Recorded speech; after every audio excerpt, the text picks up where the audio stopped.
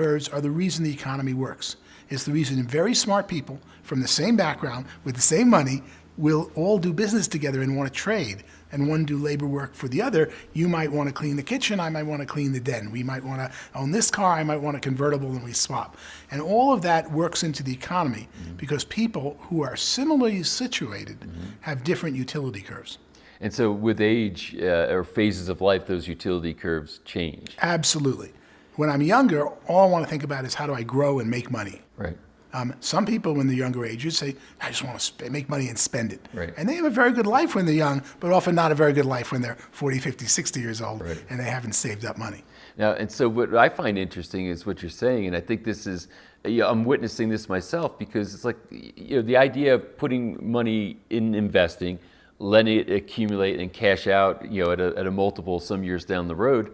Now you're saying, if I put up this type of a thing, in this case a franchise, and I'm going to take cash that I have accumulated over years, put it into a franchise, and then every month I'm getting money that literally, if I'm not working, I still have income coming in every month from that investment I made. And then you multiply that investment with multiple franchises, and actually it turns into maybe more money you made than when you were working. The key to investing once you're an adult, or even say over 30 or 40, is the term harvesting. When are you going to harvest your crop? Yeah. So if you're going to start a business and you're younger, I'm willing to wait 10, 20 years because I fully expect young people think they're invincible. Right. I'll be around. At 64 today, the first thing I look at when I look at investment is what's the likely time horizon for when this investment will return me either current cash flow or residual cash flow after it's sold, or cash flow from growing the business and selling it to someone else. And harvesting time has become an all-important criteria for me. I invest in funds where other people pool my money with other money and do great things, but the first thing I want to know is this fund got a 10-year horizon or a 20-year horizon?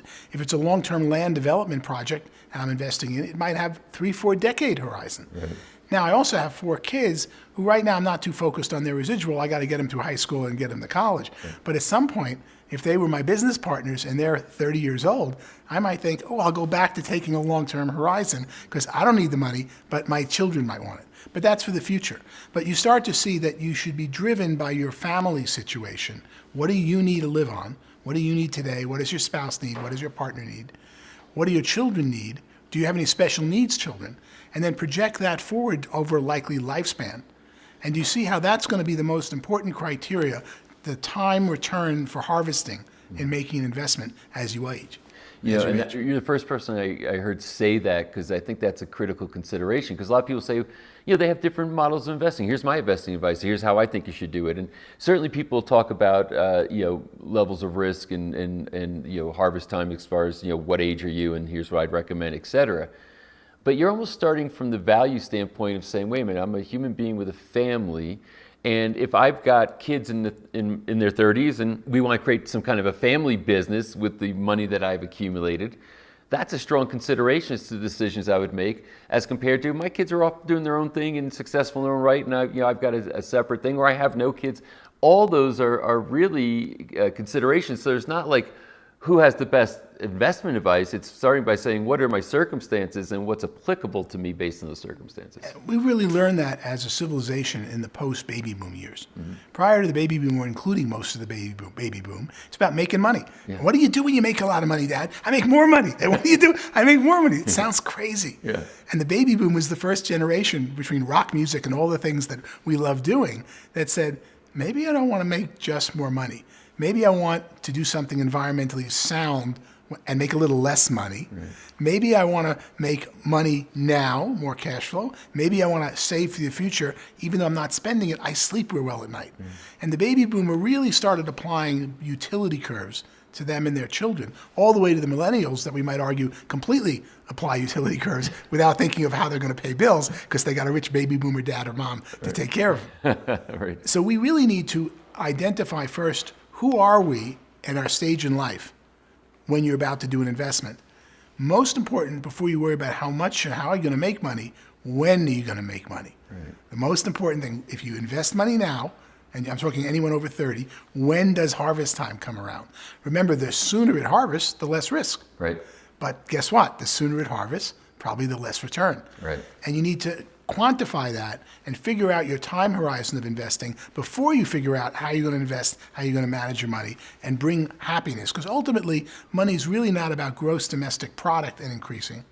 It's about gross national happiness.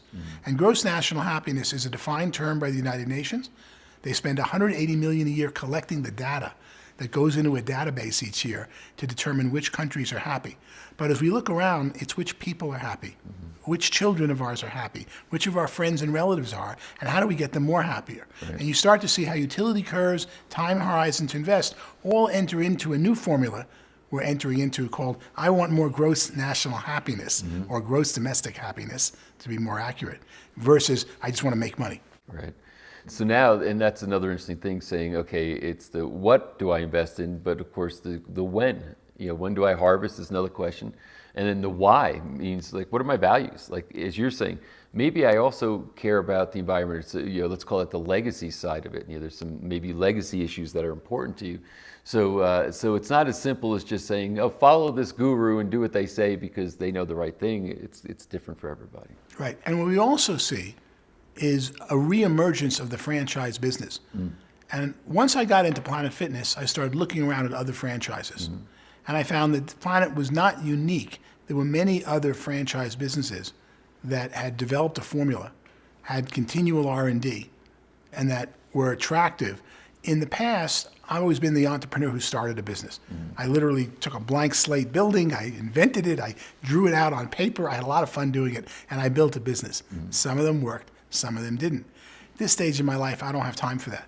I need a business that show me the thousands of people who have done it, show me the thousands of people who have made it work for them, and then take their situation, and I'm not going to copy them. I'm not going to reinvent the wheel. I'm going to license it. Right. And that's really where the franchise business comes in.